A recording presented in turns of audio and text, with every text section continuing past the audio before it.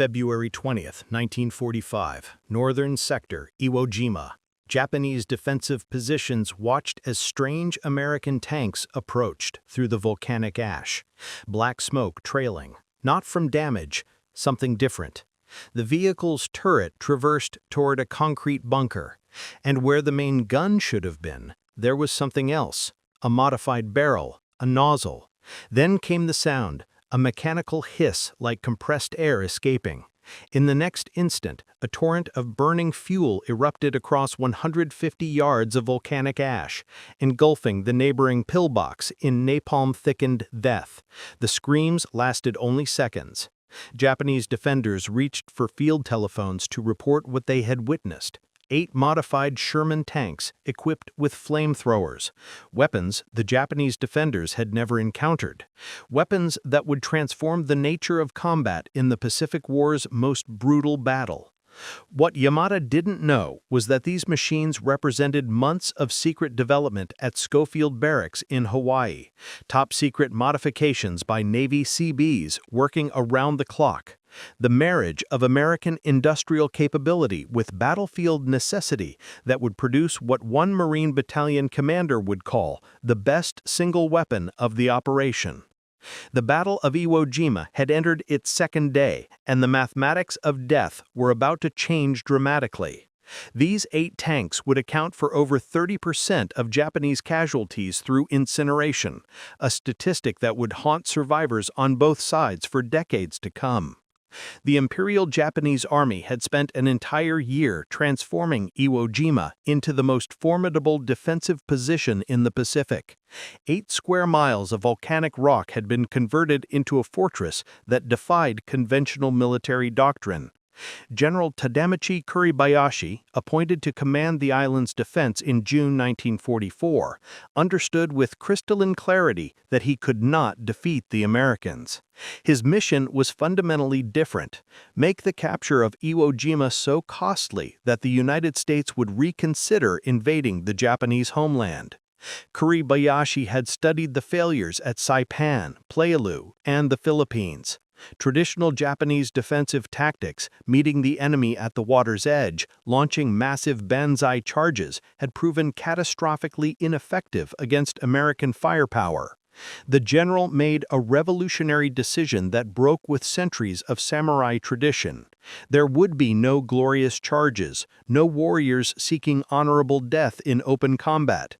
Instead, his 21,000 men would fight from underground, turning Iwo Jima into a subterranean killing field. By February 1945, Japanese engineers had completed 11 miles of interconnected tunnels, with plans for 17 miles total. The completed sections reached 7 stories deep into the volcanic rock. 5,000 caves and underground chambers had been carved out, many large enough to hold 300 to 400 men. 1,500 fortified positions dotted the landscape. Concrete bunkers with walls 4 feet thick, reinforced with steel rods salvaged from abandoned construction projects, crowned every strategic height. Each position was carefully sited to provide interlocking fields of fire. Every inch of the island surface could be swept by Japanese guns hidden behind steel doors that opened only to fire, then sealed shut against retaliation. The tunnel system itself was an engineering marvel. Ventilation shafts, disguised as natural rock formations, provided fresh air. Underground hospitals with operating theaters were equipped to handle 400 wounded. Communication centers buried 75 feet below ground coordinated defensive operations through miles of telephone wire. Storage chambers held enough rice, water, and ammunition for a 2-month siege. The largest underground structure beneath Hill 382 contained a chamber 50 meters long and 20 meters wide, large enough to shelter an entire battalion. Kuribayashi positioned his forces with mathematical precision. The southern sector around Mount Suribachi was designated a semi-independent command under Colonel Kaneheko Atsushi, with 2,000 men manning artillery positions that could fire on the landing beaches. The northern plateau, where the terrain was most favorable for defense, held the bulk of Japanese forces, 15,000 men under direct control of Kuribayashi himself. Between these strongholds, a central reserve of 4,000 troops could reinforce any threatened sector through the tunnel network. The Americans knew Iwo Jima would be difficult. Intelligence reports suggested well-prepared defenses, but the full scope of Kuribayashi's underground fortress remained hidden from aerial reconnaissance. 74 consecutive days of bombing had dropped 6,800 tons of explosives on the island. Naval bombardment had hurled 22,000 shells onto Japanese positions. American planners expected these preparations to have eliminated most resistance. They projected the island would fall in 5 days. They were catastrophically wrong. The preliminary bombardment had destroyed less than 200 of the 1,500 fortified positions. The tunnel system remained virtually intact. Most Japanese soldiers hadn't even been scratched by the massive firepower demonstration. At Schoffield Barracks, Hawaii, 5 months before the invasion, Colonel George F. Unmark assembled a team that would revolutionize armored warfare in the Pacific. Unmark, a career Army officer with 44 years of military service, commanded the U.S. Army Chemical Warfare Service's most secret project in the Central Pacific area, CNAC. His mission: develop a weapon system capable of neutralizing Japanese cave and bunker complexes that had proven immune to conventional weapons. The colonel's initial team was small, just the 43rd Chemical Laboratory Company. But Unmark understood the magnitude of his task required exceptional talent. He requisitioned 25 men from the 117th Naval Construction Battalion, the CBs, whose mechanical genius and practical engineering skills were legendary throughout the Pacific. He added personnel from the 5th Marine Tank Battalion and the 81st Ordnance Company, creating a unique joint service team united by a single purpose: build a weapon that could burn the Japanese out of their caves. Leading the technical development were machinist mate first class A.R. Riper and electrician's mate second class Joseph K., 2 CBs whose names would never appear in headlines, but whose innovation would save thousands of American lives. These men brought practical battlefield experience from previous island campaigns.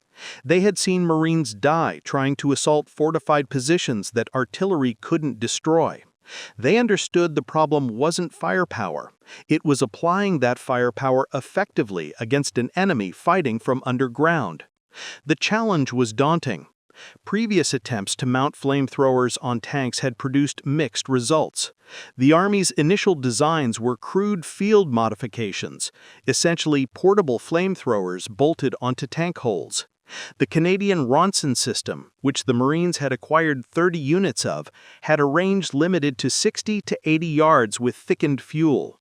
Fuel capacity allowed only 30 to 40 seconds of total fire. The weapons were maintenance nightmares that frequently malfunctioned in combat, with failure rates exceeding 40% in field conditions. The first breakthrough came with the M3 light tank conversions, dubbed Satan tanks. The 43rd Chemical Company's first creation, Hells of Fire, demonstrated the concept's potential, but revealed critical limitations. The turret traverse was limited to 180 degrees. The flame gun's elevation was restricted. Most critically, the light tank's thin armor made it vulnerable to Japanese 47mm anti-tank guns that were standard equipment in defensive positions. Unmark's team needed something better.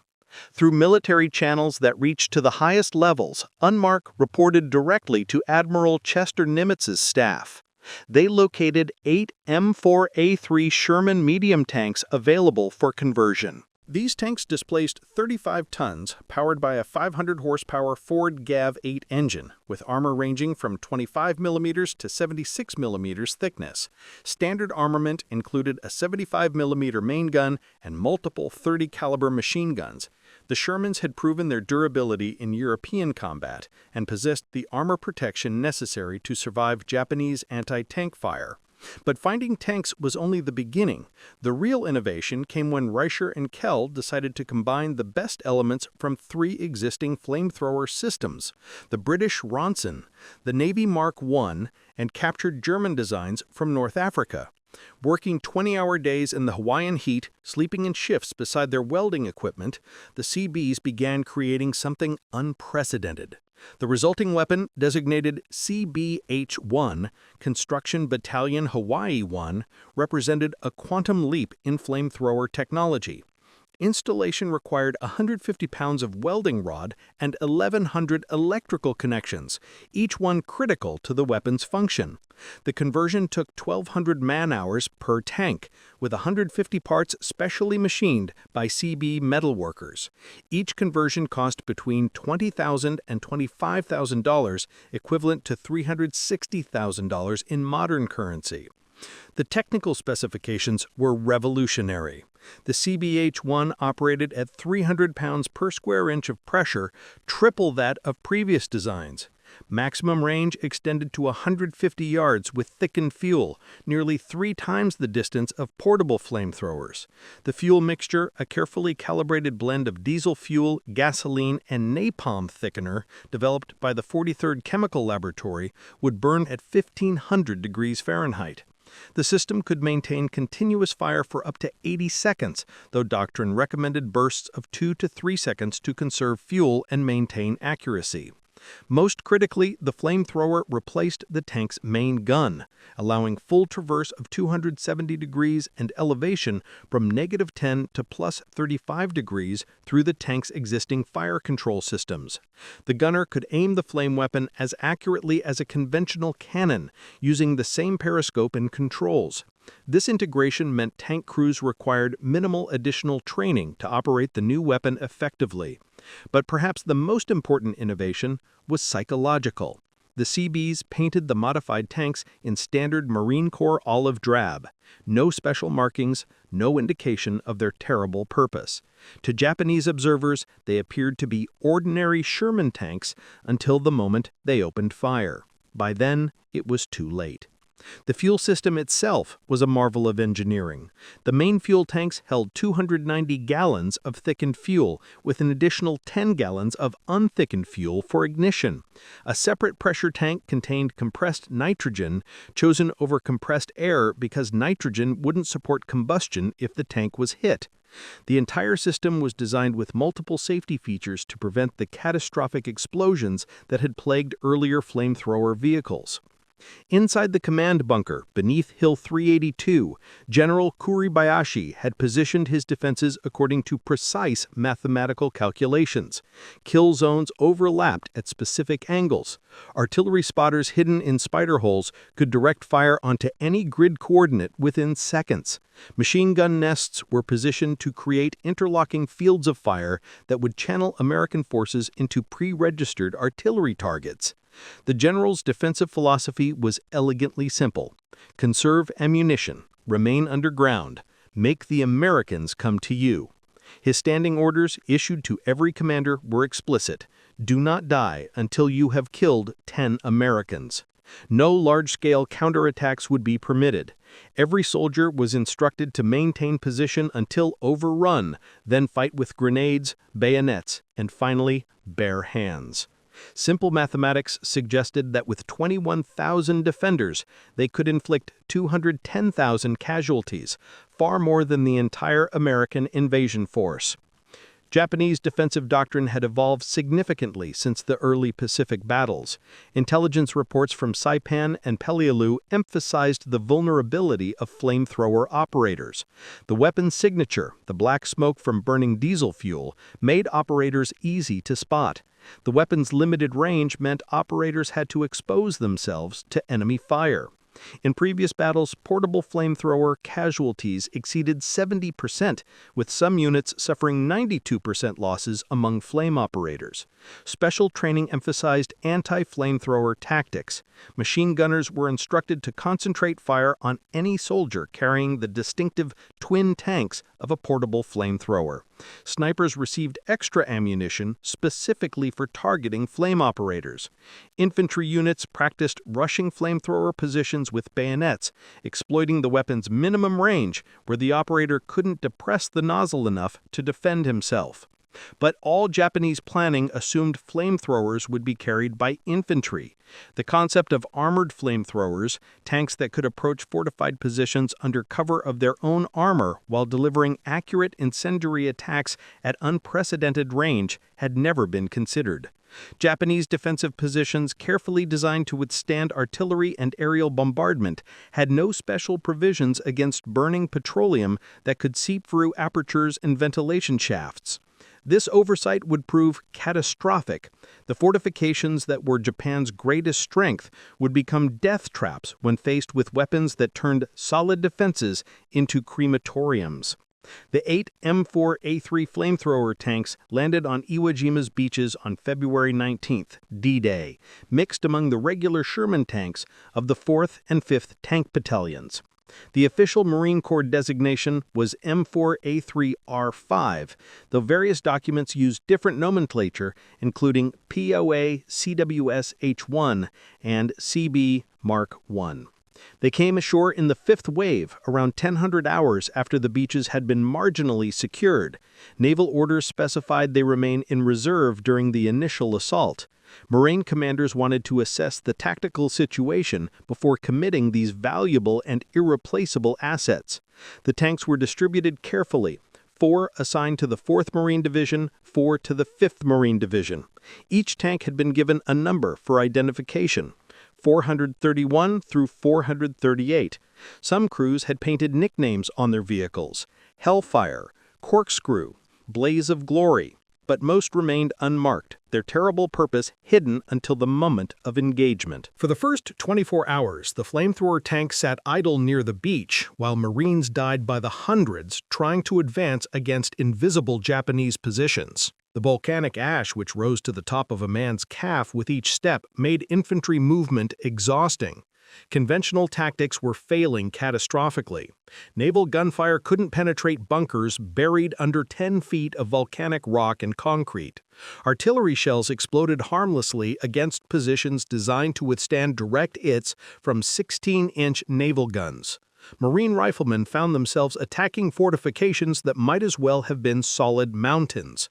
The first day's casualties were staggering: 2,420 Marines killed or wounded.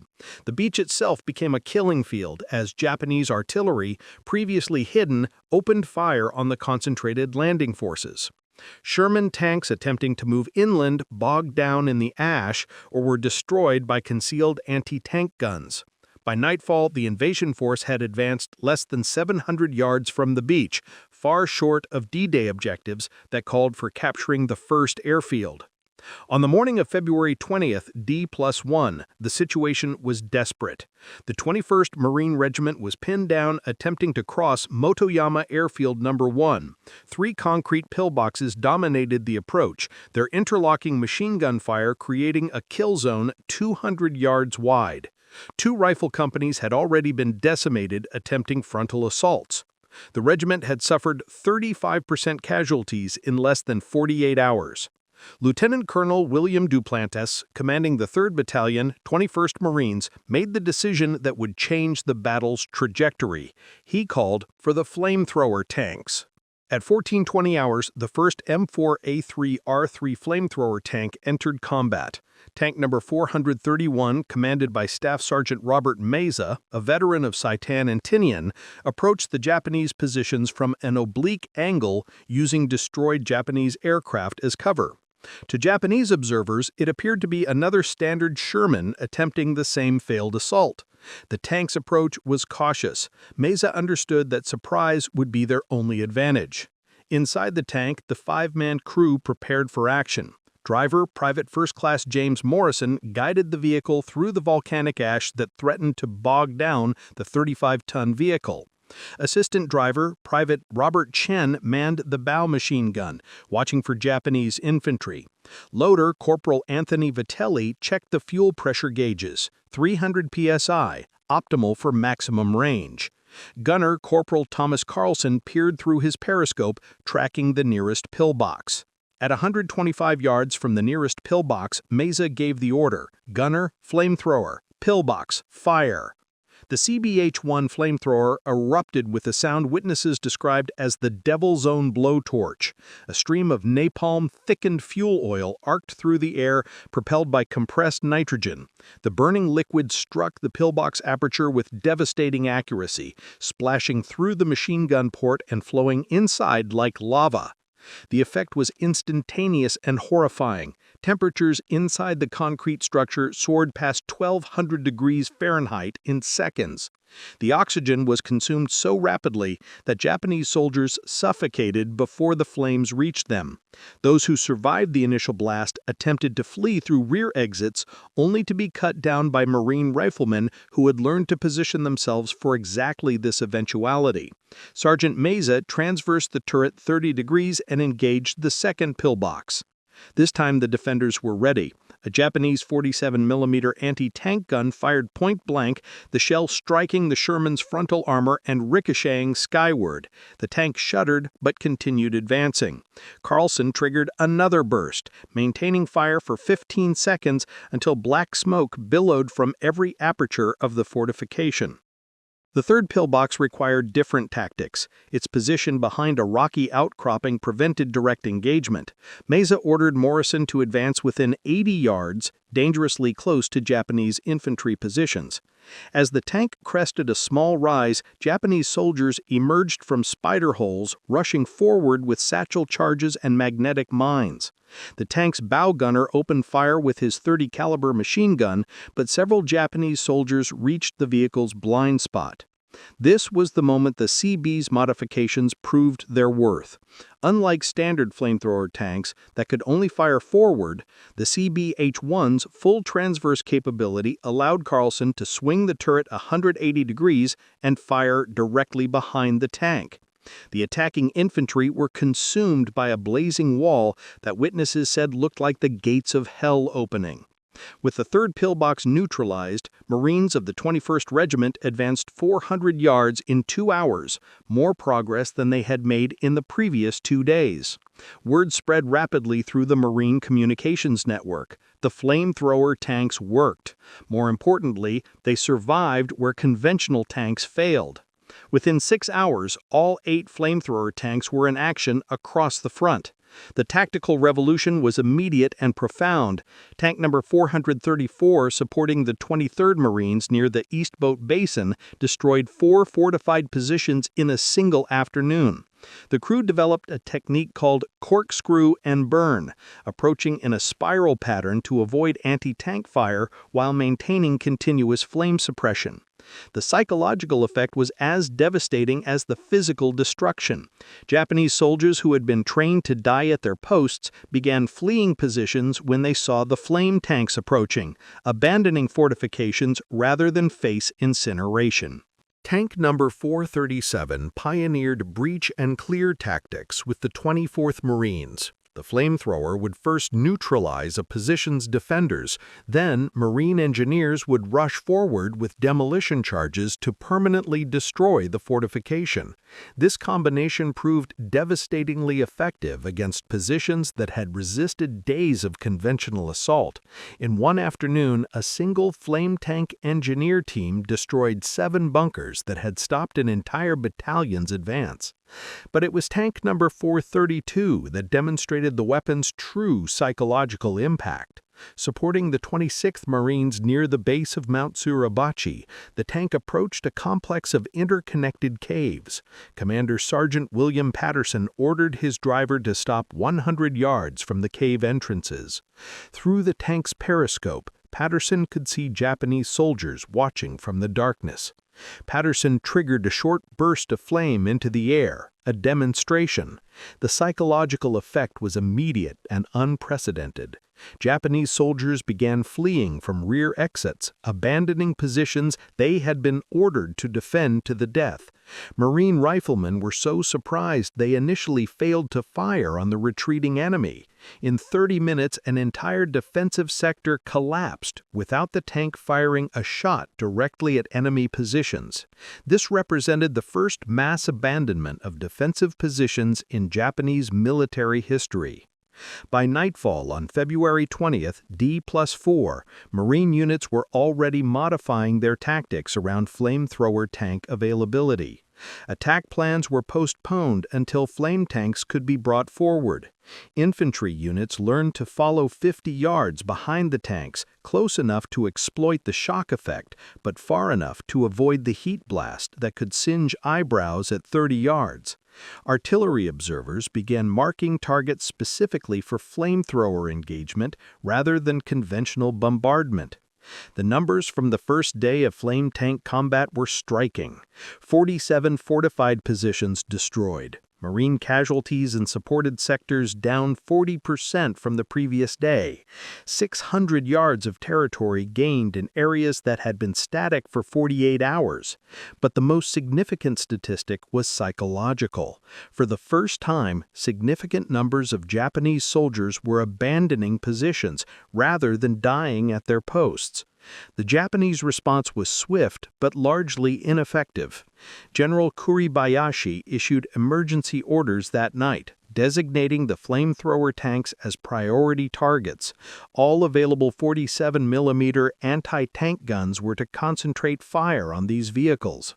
Special assault teams were organized, volunteers who would attack with explosive charges strapped to their bodies. Infantry units were instructed to target the flamethrowers' vision blocks with concentrated rifle fire, hoping to blind the crews. But the fundamental problem remained insurmountable. The flamethrower tanks looked identical to regular Shermans until they fired. Japanese gunners couldn't identify priority targets until it was too late. Worse, focusing on flame tanks meant ignoring conventional tanks that provided covering fire. The Americans had achieved tactical surprise through mechanical innovation. On February 23, D+4, the same day Marines raised the flag on Mount Suribachi, the flamethrower tanks faced their greatest test. The 3rd Marine Division was attempting to capture Hill 382, the second highest point on Iwo Jima, and the cornerstone of Kuribayashi's northern defenses. The hill was honeycombed with bunkers and tunnels reaching 7 stories underground. Japanese defenders had pre-registered every approach with artillery and mortars. The position had been designed by Japanese engineers to be impregnable. Multiple defensive lines, interlocking fields of fire, underground galleries allowing defenders to reappear behind attackers. Previous assaults had failed with casualties exceeding 50%. The 1st Battalion, 9th Marines, had lost 70% of its strength attempting to take just the approaches to the hill. At 0800 hours, 4 flamethrower tanks advanced in echelon formation, supported by 6 conventional Shermans and a battalion of Marine infantry. This time, the Japanese were ready. Hidden 75mm mountain guns, larger than the standard 47mm anti-tank weapons, had been positioned specifically to engage flame tanks. As the lead flame tank crested the first rise, concentrated fire erupted from 3 concealed positions. The first round struck Tank 433's track, immobilizing it. The crew continued firing the flamethrower while stationary, creating a curtain of flame that obscured following vehicles and suppressed Japanese positions. This self-sacrifice allowed the other tanks to maneuver. Tank number 431 pushed through the smoke, advancing through artillery fire that would have stopped an infantry assault cold. Shell fragments rattled against the armor like hail. The driver, Private First Class Morrison, later described navigating through periscope through smoke so thick he could barely see 10 feet ahead. At 60 yards from the main Japanese bunker complex, Tank 434's flamethrower erupted. But this time, the Japanese had adapted. Engineers had installed steel plates over bunker apertures that could be closed between machine gun bursts. The flame splashed harmlessly against sealed steel. It seemed the Japanese had found a counter to the flame tanks. Gunner Corporal Michael Rodriguez made a critical observation. The steel plates glowed cherry red after sustained flame contact. Metal that hot would warp, creating gaps. Rodriguez maintained fire for 45 seconds, far longer than doctrine recommended, dangerously depleting fuel reserves.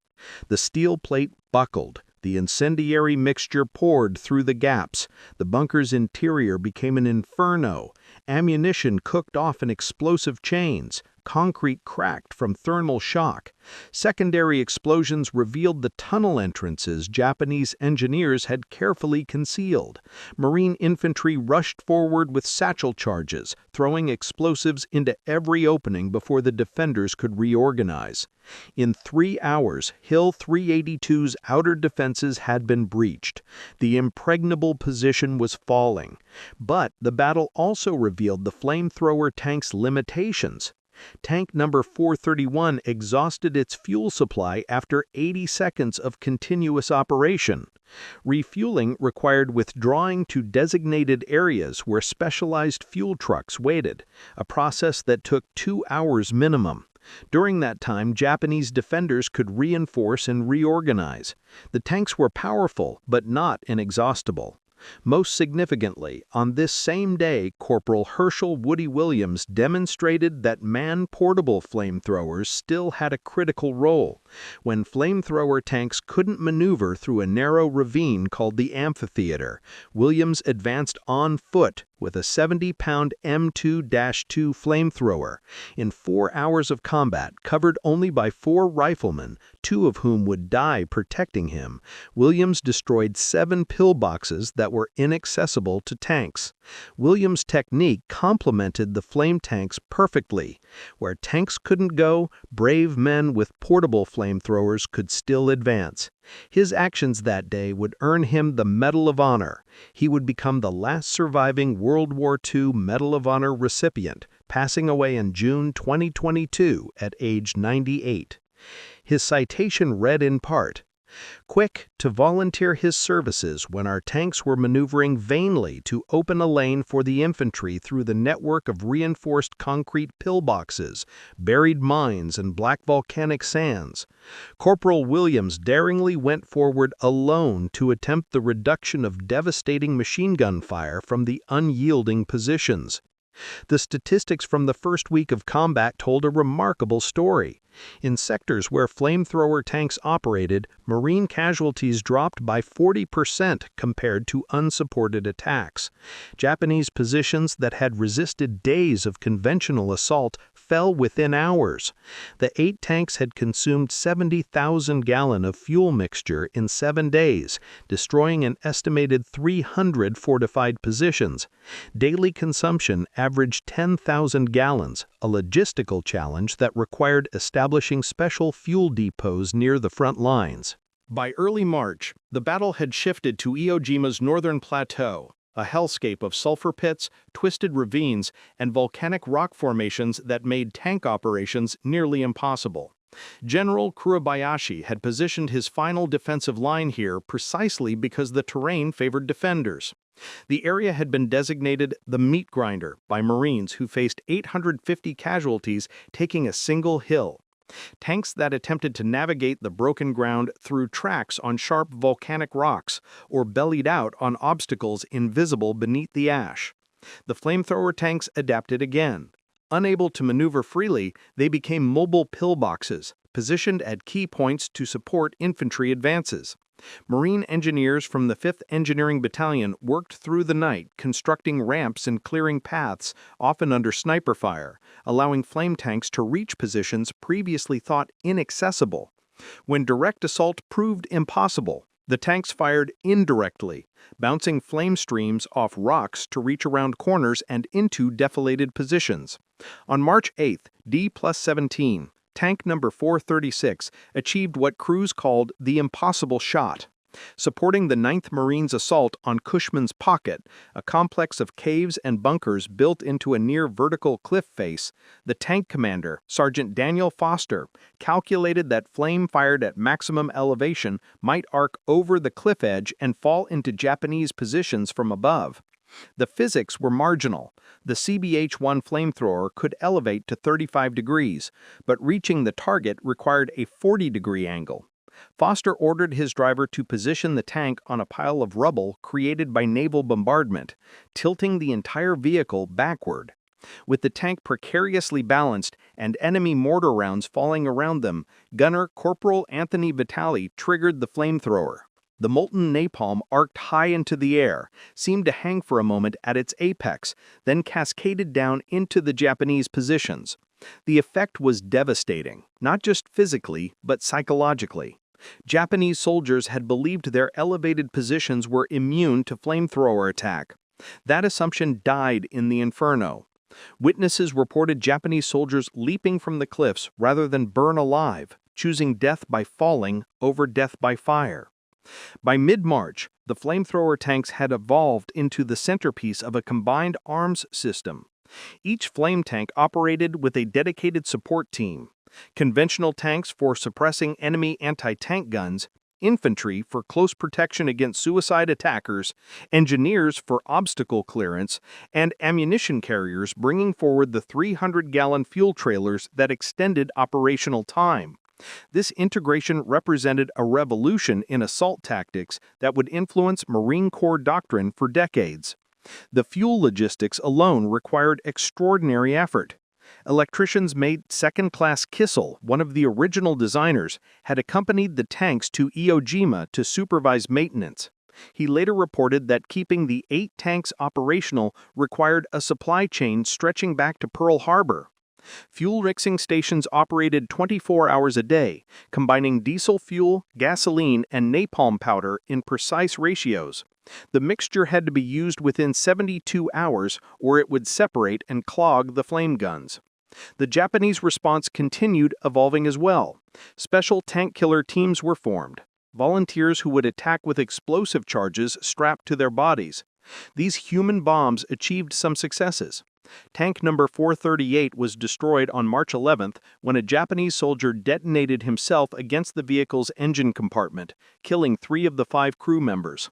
But such tactics were ultimately futile. For every flame tank damaged, replacements arrived from the beach, and damaged flame tanks were often repaired and returned to action. General Kuribayashi, observing from his command bunker deep beneath the northern plateau, recognized the strategic implications. In his final report to Imperial Headquarters, transmitted on March 17th, he wrote, "The enemy's special flamethrower tanks have proven more effective than all their artillery and aerial bombardment combined. They achieve in minutes what conventional weapons cannot accomplish in days. We have no effective counter to this weapon. The Americans have not just superior numbers, but superior imagination." The crescendo came during the final week of March as Marines pushed into the gorge, Kuribayashi's last stronghold. This twisted maze of ravines and caves, nicknamed the Bloody Gorge by Marines, represented the ultimate test of American tactical innovation versus Japanese defensive determination. Here, in an area less than 700 yards square, the remaining 3,000 Japanese defenders prepared to make their last stand. On March 21st, D+30, all operational flamethrower tanks, 6 of the original 8 with 2 under repair, concentrated for a coordinated assault. They had been reinforced by 4 additional flame tanks rushed from Hawaii. Though these newer models used the less effective Ronson system with only 60 to 80-yard range, the assault would be the largest concentration of flame weapons in the Pacific War. Tank number 431, repaired after being disabled on Hill 382, led the advance. Its armor bore the scars of combat, welded patches where shell fragments had penetrated, dents from dozens of hits that had failed to penetrate, scorch marks from near misses. Number 433, with a makeshift track repair that gave it a distinctive clanking sound, took the left flank.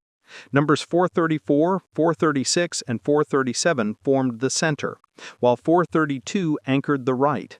The assault began at 10 o'clock hours with the tanks advancing in a crescent formation, creating overlapping fields of flame that left no dead space for Japanese defenders to exploit. Marine infantry followed in their wake, throwing white phosphorus grenades into cave entrances to mark targets for the flame tanks. Engineers with demolition charges sealed positions after the flamethrowers had cleared them. The Japanese resistance was fanatical but increasingly futile. Suicide squads charged from hidden spider holes only to be incinerated before reaching their targets. Anti-tank guns fired point blank, their crews maintaining fire even as flames engulfed their positions.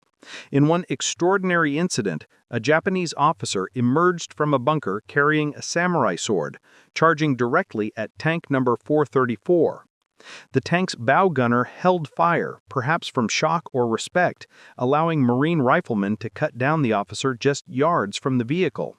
His sword was later recovered and sent to Marine Corps headquarters as a symbol of the enemy's desperate courage. By sunset on March 21st, the gorge had been penetrated. Over 800 Japanese defenders lay dead, many burned beyond recognition. The flamethrower tanks had consumed 8,000 gallons of fuel mixture in a single day, a record for the campaign. Marine casualties, while still significant at 92 killed and 257 wounded, were a fraction of what conventional assault would have cost. But the price of victory was becoming apparent on both sides. Tank crews reported severe psychological trauma from their role in the slaughter. Corporal Carlson of Tank 431 later testified, "You could hear them screaming when the flame hit. Not for long, but you heard it sometimes at night. I still hear it.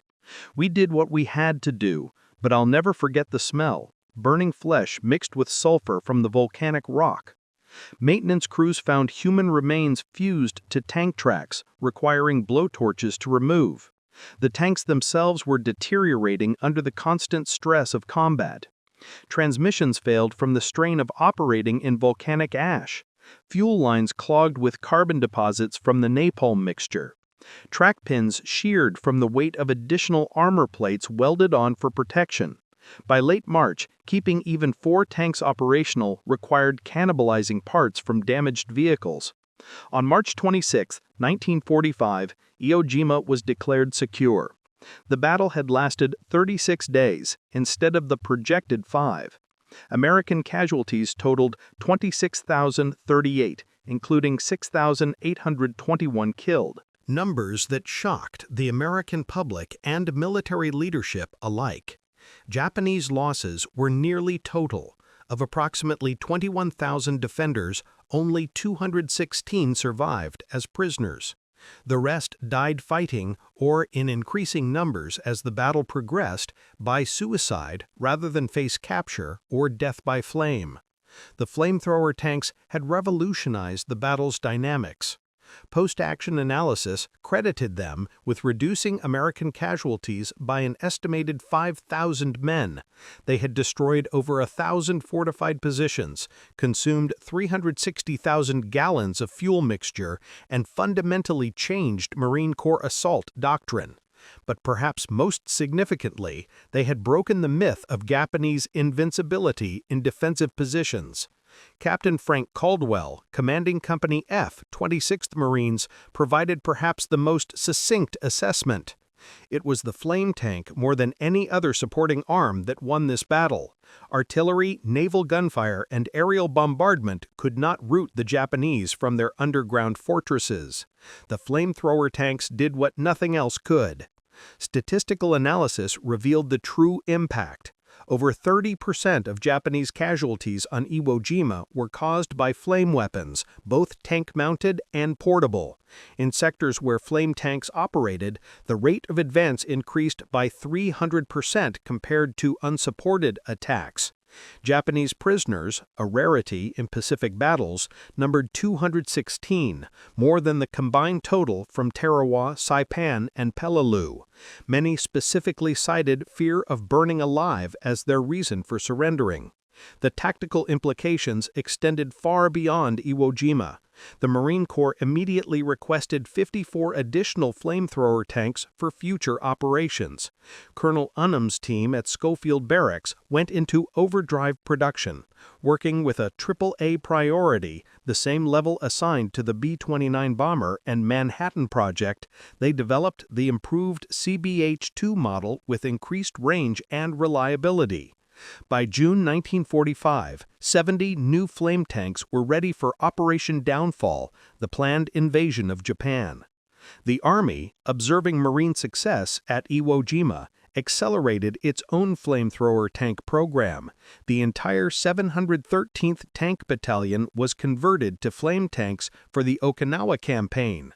During the Battle of Okinawa in April-June 1945, Army flame tanks would consume 200,000 gallons of fuel mixture, proving equally effective against Japanese cave complexes in the southern part of the island.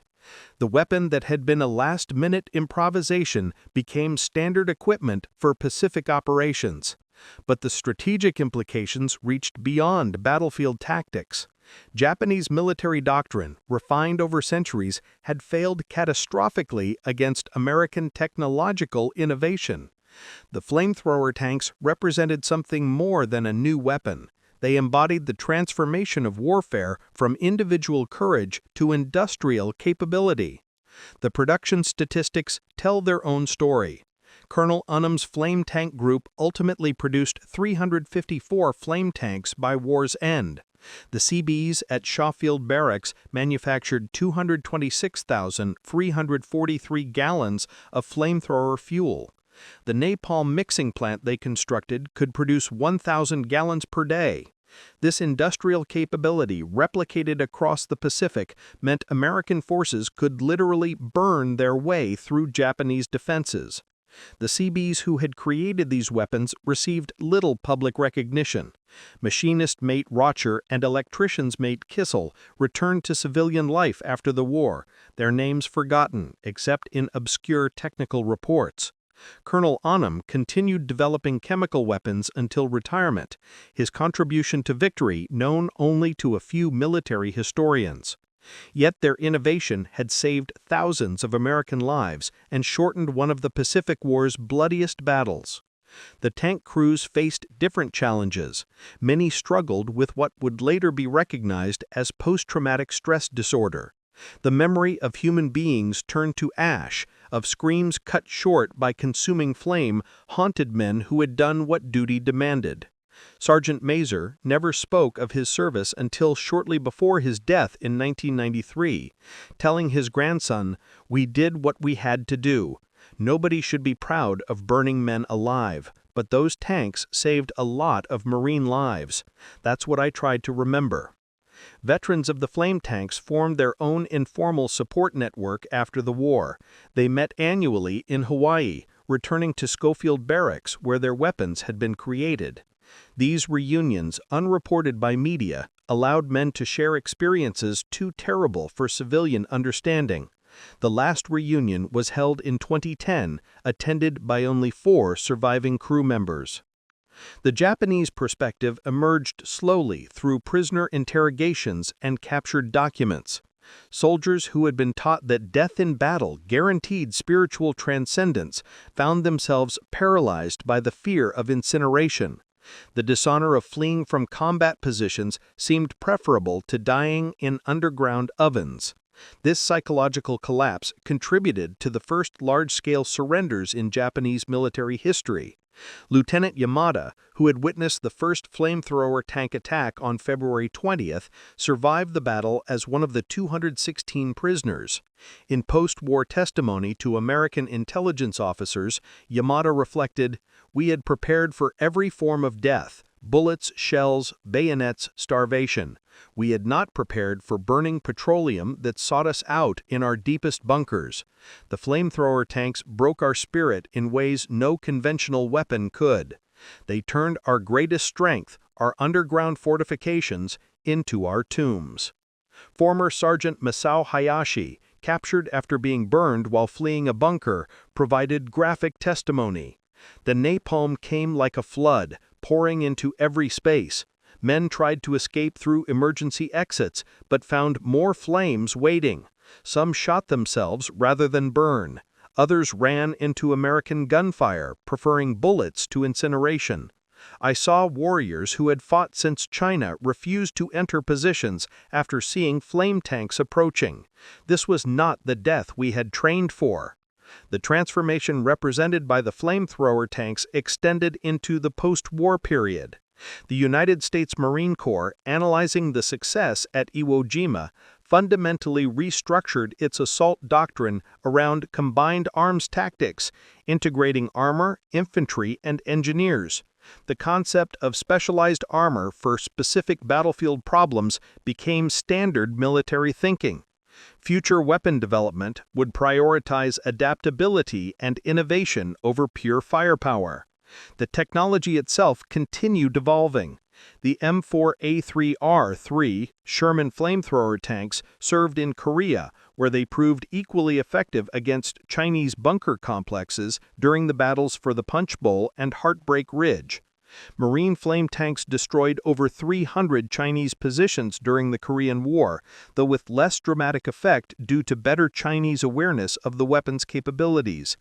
The last American flame tank, the M132 armored flamethrower based on the M113 armored personnel carrier, wasn't retired until 1978, ending a weapons lineage that began with 8 hastily modified Shermans in a secret warehouse in Hawaii. By then, thermobaric weapons and precision-guided munitions had replaced flamethrowers as the primary means of defeating fortified positions. International law eventually restricted flamethrower use with Protocol 3 of the Convention on Certain Conventional Weapons, limiting incendiary weapons. The weapon that had been decisive at Iwo Jima became controversial as public opinion shifted against weapons deemed excessively cruel. Yet military historians note the irony.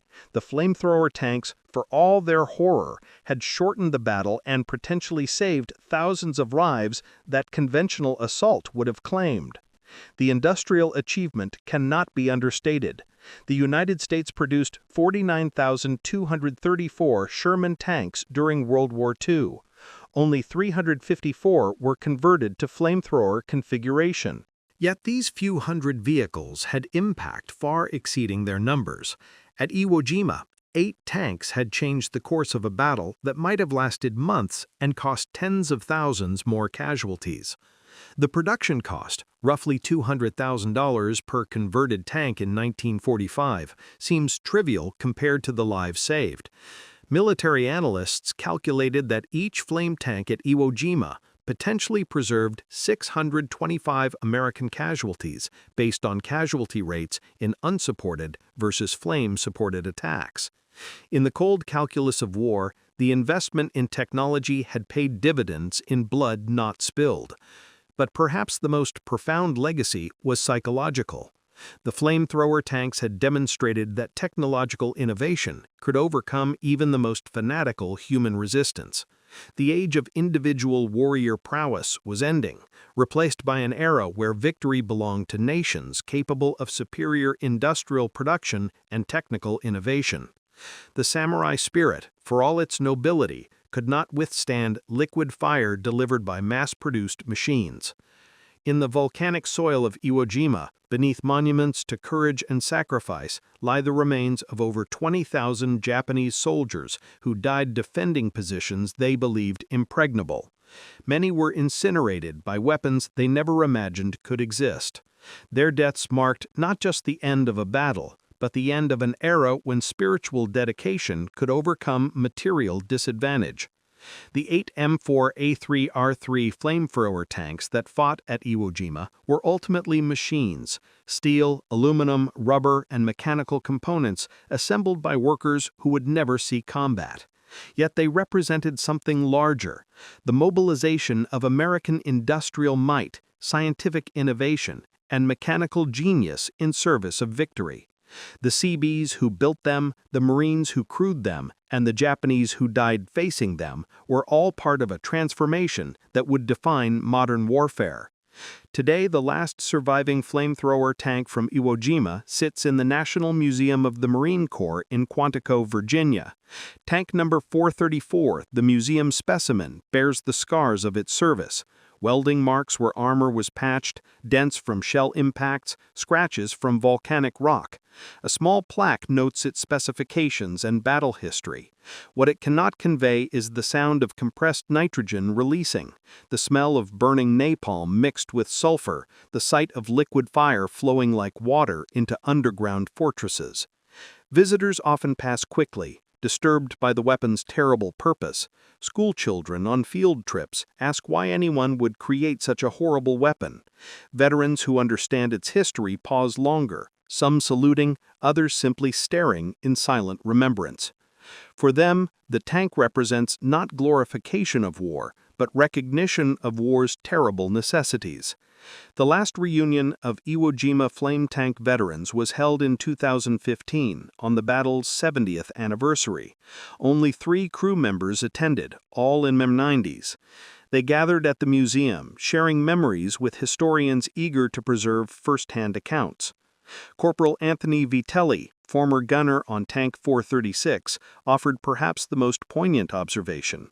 "People ask if I'm proud of what we did.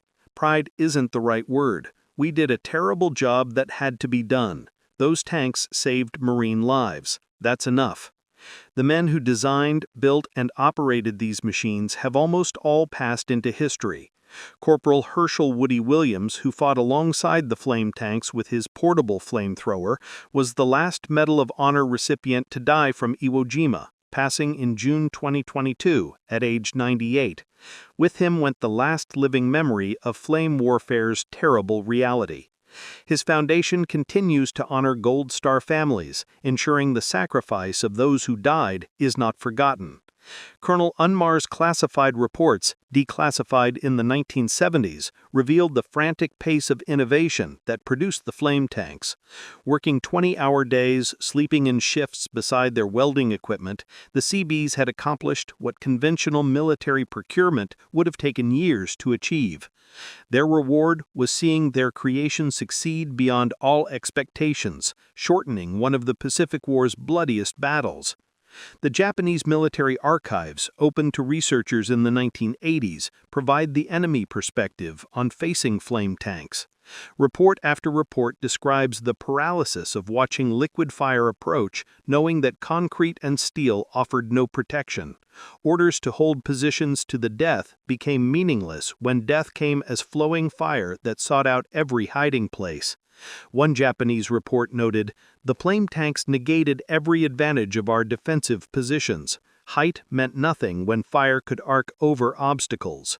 Depth meant nothing when flame flowed like water into our tunnels.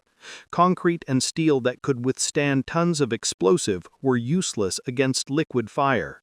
General Kuribayashi's final message, transmitted just before his death in late March 1945, contained a prescient observation.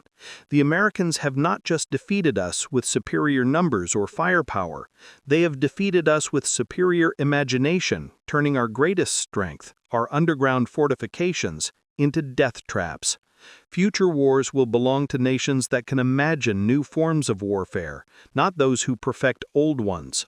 His prediction proved accurate. The revolution in military affairs that began with 8 flame tanks at Iwo Jima continued through guided missiles, precision weapons, and cyber warfare. The principle remained constant. Technological innovation defeats traditional tactics. Imagination triumphs over convention. The transformation from conventional to flame warfare at Iwo Jima took just days, but changed combat doctrine forever.